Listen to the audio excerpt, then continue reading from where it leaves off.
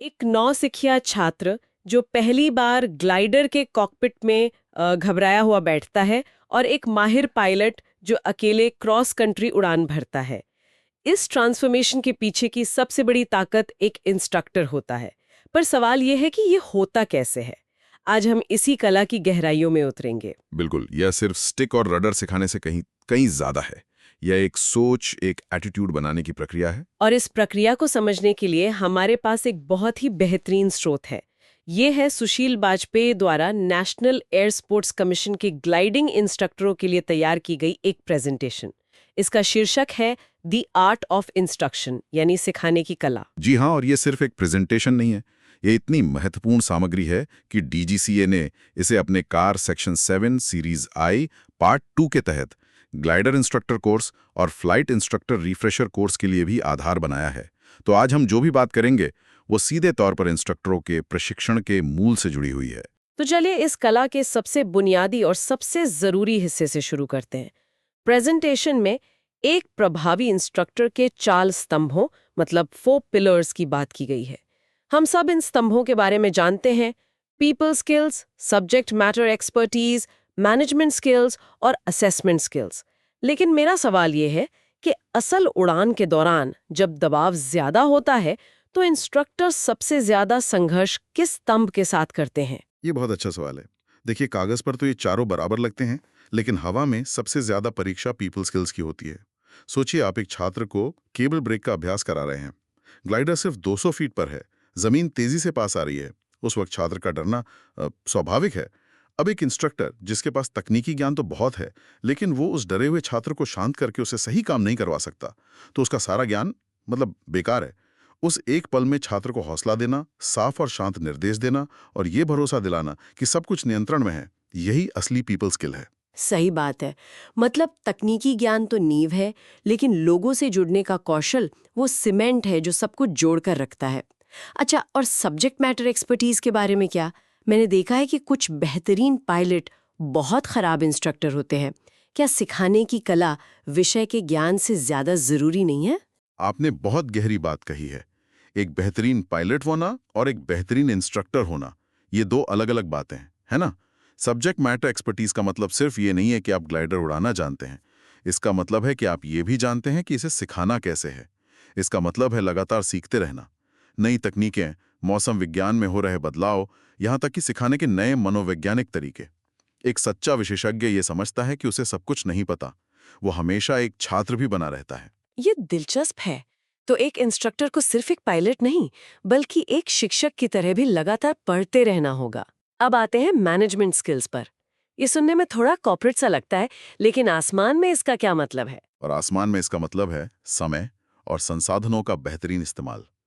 हर उड़ान का एक मकसद होता है। एक अच्छा इंस्ट्रक्टर जमीन पर ब्रीफिंग के दौरान ही उस दिन के पाठ का पूरा खाका तैयार कर लेता है।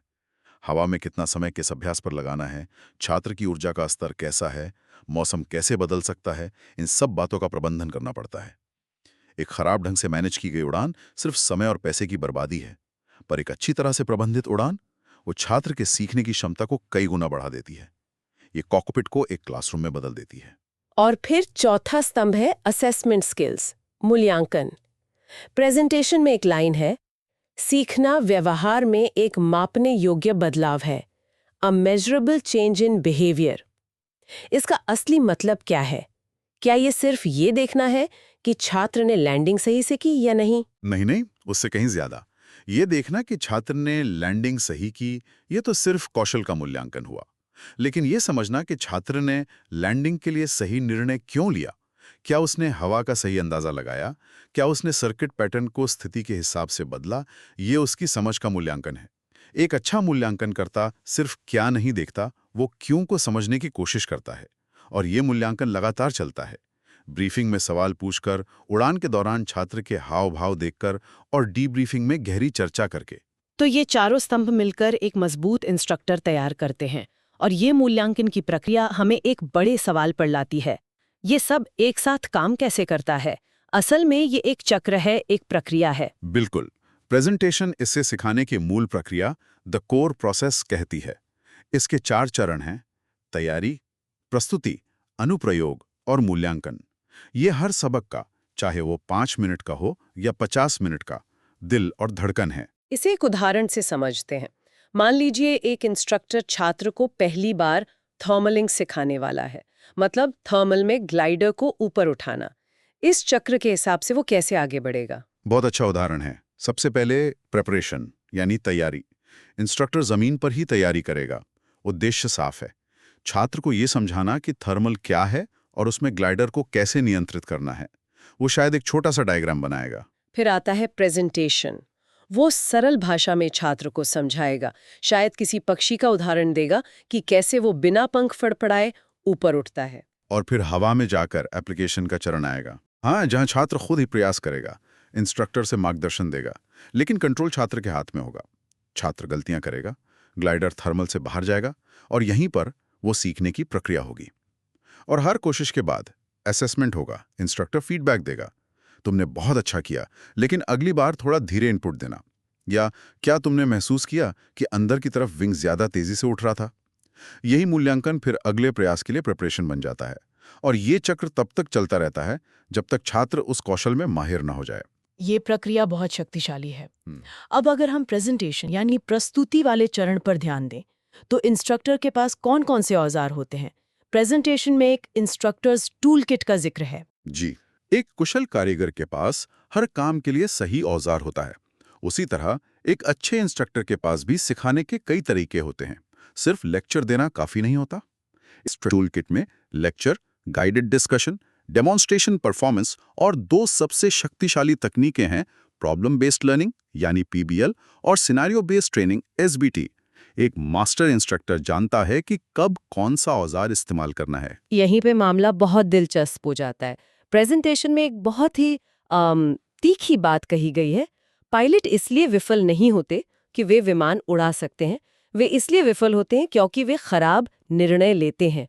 Pilots don't fail because they can't fly the aircraft, they fail because they make poor decisions.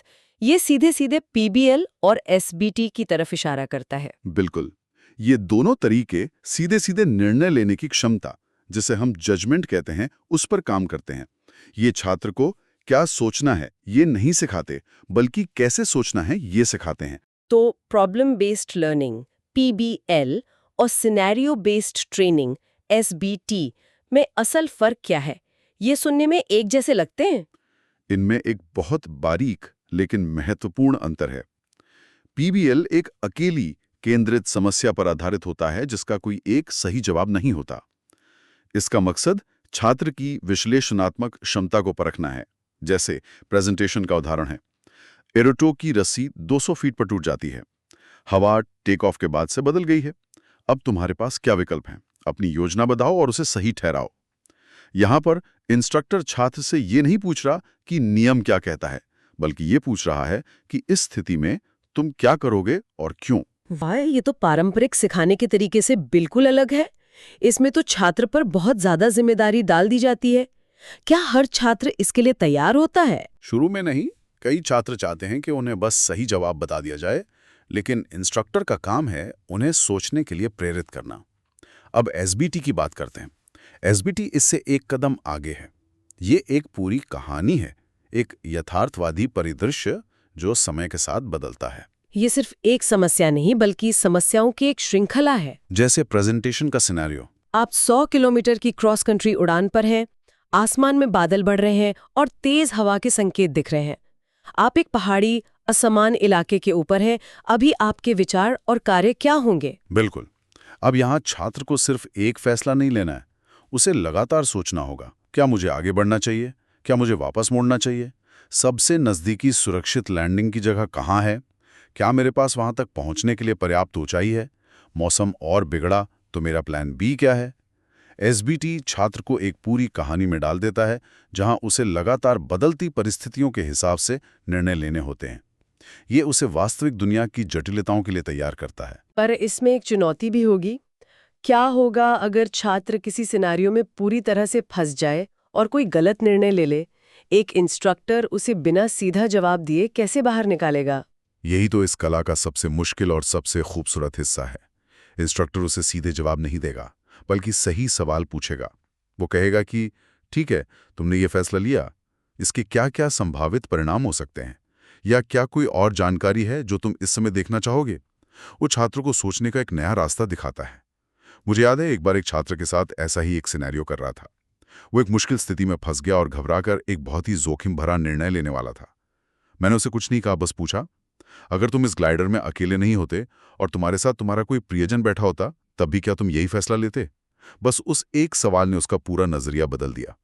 उसे अपनी गलती का एहसास हुआ। यही एसबीटी की ताकत है। ये अद्भुत है। तो ये तरीके छात्र को सिर्फ एक ग्लाइडर उड़ाने वाले ऑपरेटर से एक सोचने समझने वाले जिम्मेदार पायलट में बदलते हैं। और यही वो सफर है जिसे प्रेजेंटेशन की एक स्लाइड में बहुत खूबसूरती से दिखाया गया है, छात्र से पायलट तक का सफर। हाँ, ये सफर पहली उड़ान से शुरू होता है, फिर सोलो, फिर क्रॉस कंट्री और अंत में सर्टिफिकेट तक पहुंचता है। और इस पूरी यात्रा में इंस्ट्रक्टर एक गाइड और कंपास की तरह है। और हमारा नक्शा और दिशा सूचक क्या है? वही 4 चरणीय प्रक्रिया। स्पष्ट उद्देश्यों के साथ तैयारी करें, प्रिपेयर विथ क्लियर ऑब्जेक्टिव्स, सही तरीकों से प्रस्तुत करें, present with the right methods, जानबूझकर किए गए अभ्यास के माध्यम से लागू करवाएं अप्लाई थ्रू डिलिबरेट प्रैक्टिस, और निरंतर प्रतिक्रिया के साथ मूल्यांकन करें। Assess with continuous feedback. बिल्कुल। डिलिबरेट प्रैक्टिस या जानबूझकर किया गया अभ्यास, ये बहुत महत्वपूर्ण है। इसका मतलब सिर्फ घंटे पूरे करना नहीं है। बिल्कुल नहीं। इसका मतलब है हर उड़ान में एक स्पष्ट लक्ष्य के साथ जाना। आज मैं सिर्फ सर्किट नहीं उड़ाऊंगा, आज मैं अपनी फाइनल अप्रोच की स्पीड को नियंत्रित करने पर काम करूंगा। आज मैं सिर्फ हवा में नहीं रहूंगा, आज मैं क्रॉसविंड लैंडिंग के एक खास पहलू का अभ्यास करूंगा।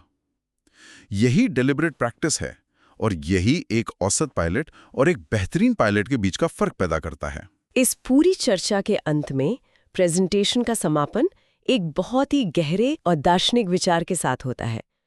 उड़ान के विशेषाधिकार का सम्मान करें। Be respectful of the privilege of flight.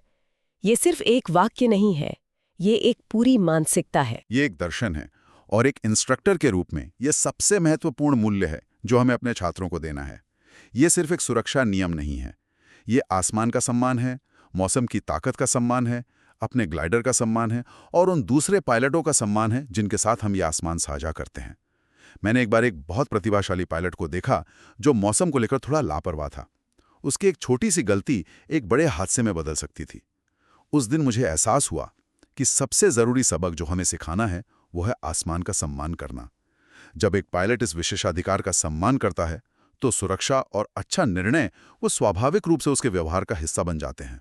तो आज की इस गहरी बातचीत से यह साफ है कि ग्लाइडिंग सिखाना केवल प्रक्रियाओं का एक सेट नहीं है, बल्कि ये एक कला है। इसमें मानवीय कौशल, विषय विशेषज्ञता, प्रबंधन और मूल्यांकन का एक गहरा संतुलन जरूरी है। ये एक छात्र को सिर्फ एक ग्लाइडर ऑपरेटर से एक विचारशील और सक्षम पायलट में बदलने की यात्रा है। बिल्कुल। और इस चर्चा के अंत में हम श्रोताओं, विशेष रूप से प्रशिक्षकों के लिए कुछ सवाल छोड़ना चाहेंगे जिन पर वे विचार कर सकते हैं। पहला सवाल, आप अपनी शिक्षण शैली में प्रॉब्लम बेस्ड लर्निंग और सिनेरियो बेस्ड ट्रेनिंग जैसी तकनीकों को और बेहतर और रचनात्मक तरीके से कैसे एकीकृत कर सकते हैं ताकि वे सिर्फ एक अभ्यास न रहकर यादगार सबक बन जाएं? दूसरा सवाल, आप ये कैसे सुनिश्चित करते हैं कि आपका मूल्यांकन